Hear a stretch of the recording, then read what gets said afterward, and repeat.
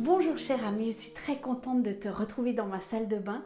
On est déjà à la 30e, wouhou! Et pour commencer, comme d'habitude, je vais te raconter une histoire et faire une illustration après. C'est l'histoire d'un homme qui a travaillé toute sa vie dans la même entreprise. Il était en charge de construire des maisons. Il avait un patron qui lui déléguait beaucoup de choses et il lui faisait confiance. Il a travaillé toute sa vie et voilà que la retraite approchait. Et cet homme-là, il en avait ras-le-bol de son travail, il n'attendait qu'une chose, sa retraite.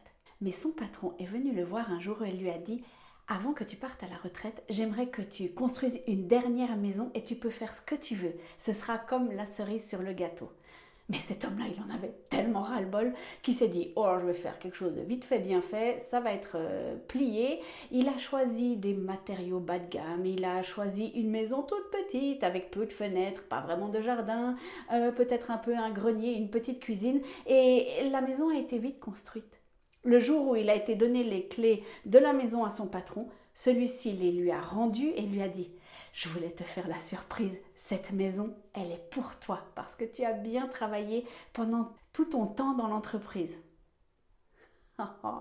Si cet homme-là avait su que cette maison était pour lui, peut-être qu'il aurait fait autrement.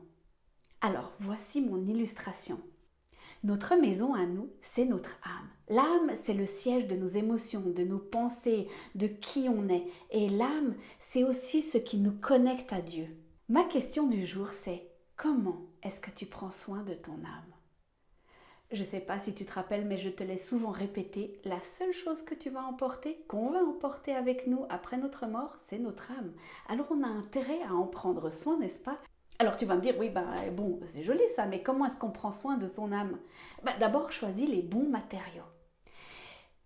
Il y a une phrase que j'ai lue dernièrement qui dit que la personne que tu seras dans 5 ans dépend largement de ce que tu fais aujourd'hui, de ce que tu lis, de ce que tu regardes, des relations que tu as. Choisis avec sagesse. Est-ce que nous choisissons avec sagesse ce que nous faisons aujourd'hui? C'est d'ailleurs comme pour le corps. Si tu manges n'importe comment, ne t'attends pas à être en forme dans 5 ans. Ou si tu restes la journée entière sur ton canapé à ne pas lever le petit doigt, est-ce que tu penses que tu seras un super athlète dans 5 ans? Non. Ce que tu fais aujourd'hui détermine qui tu seras. Alors c'est la même chose pour son âme. Est-ce qu'on en prend soin? Et souvent on n'en prend pas soin. Parce qu'on est dans le tourbillon de la vie. Parce qu'on ne sait pas où donner de la tête. Parce qu'on est submergé. Moi j'aimerais t'interpeller aujourd'hui et te dire arrête-toi. Et pose-toi la question, qu'est-ce que je fais pour nourrir mon âme? Alors je vais te donner quelques exemples que je fais moi. Tu feras ce que tu veux, chacun est différent. J'essaye de tous les jours lire ma Bible. J'ai une Bible qui est la Nouvelle Français Courant où ils ont divisé la Bible chaque jour pour un plan de lecture et où tu peux écrire d'ailleurs sur les bords tes pensées, tes annotations. Elle est vraiment assez bien faite et ça te permet d'avoir un rythme de lecture.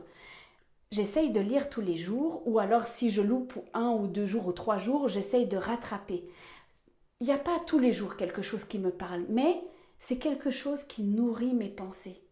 Et puis, j'ai également essayé de mettre en place un livret de prière, enfin comme un journal de bord. J'écris pas non plus tous les jours, mais quand j'ai des prières, quand j'ai des difficultés, quand j'ai des choses où j'ai besoin de réfléchir dessus, je les écris. Pas besoin de faire un roman, mais ce qui est intéressant, c'est que quand tu reviens dessus quelques mois après, tu dis « Ah ouais, tiens, j'avais oublié ça ». Et puis, tu vois le chemin parcouru.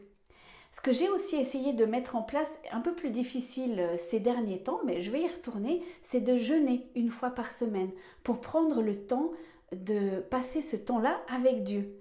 Alors, c'est pas simple. Moi, j'adore manger et j'ai souvent faim, mais ça permet de s'arrêter et vraiment de réfléchir et de dégager du temps. Parce qu'il n'y a pas de secret, je vais te dire. C'est qu'il faut dégager du temps.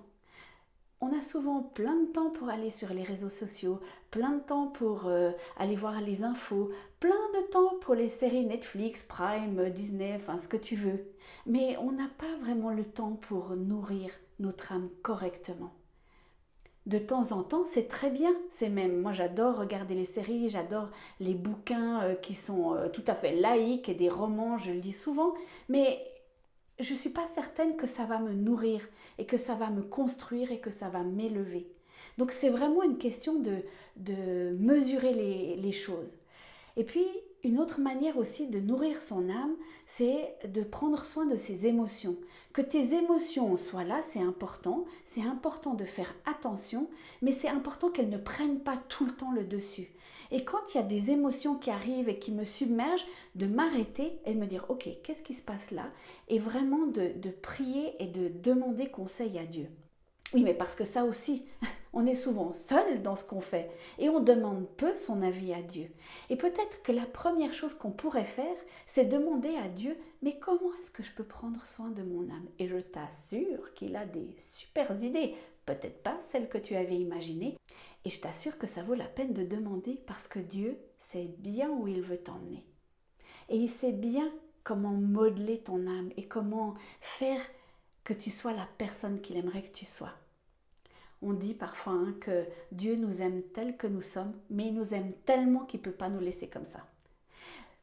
Alors il y a du boulot sur la planche. Ma question du jour, c'est comment va ton âme? Qu'est-ce que tu fais pour prendre soin de ton âme? Alors je te laisse avec cette question. Je t'encourage à vraiment t'arrêter, à y réfléchir, à demander à Dieu et tu verras que les choses vont se mettre en place, que tu vas commencer peut-être une nouvelle discipline de vie et ça en vaut tellement la peine. Je te souhaite une belle semaine et à bientôt.